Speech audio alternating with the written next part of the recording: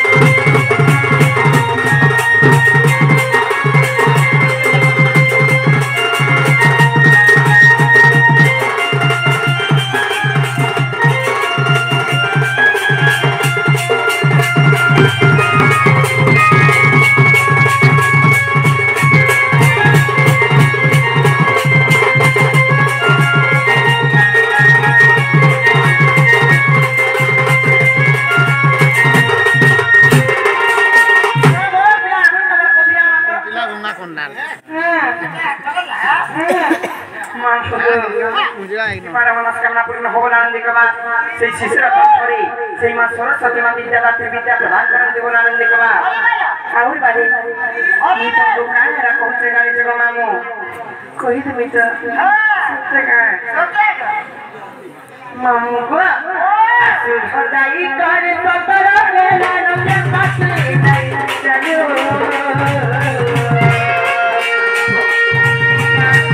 और हम से पतिया नहीं कोई रो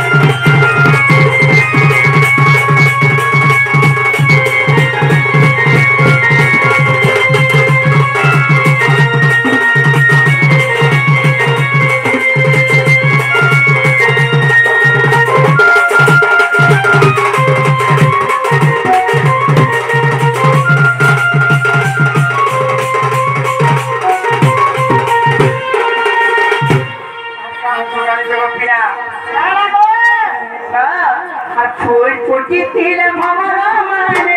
বুঝি সমস্যা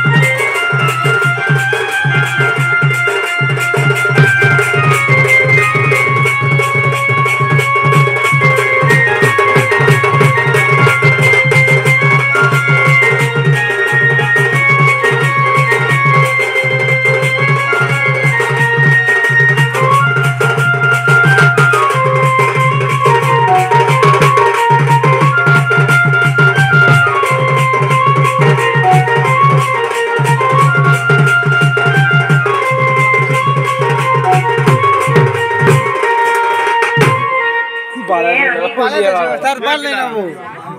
কেনটা করমান তোমার আগে নেই ছাড়ি তার পারলি নবো এখানে তো মুখে আছি সেই সারি জয় রে বকিনা ছাড়বে খুদি খুঁজা দে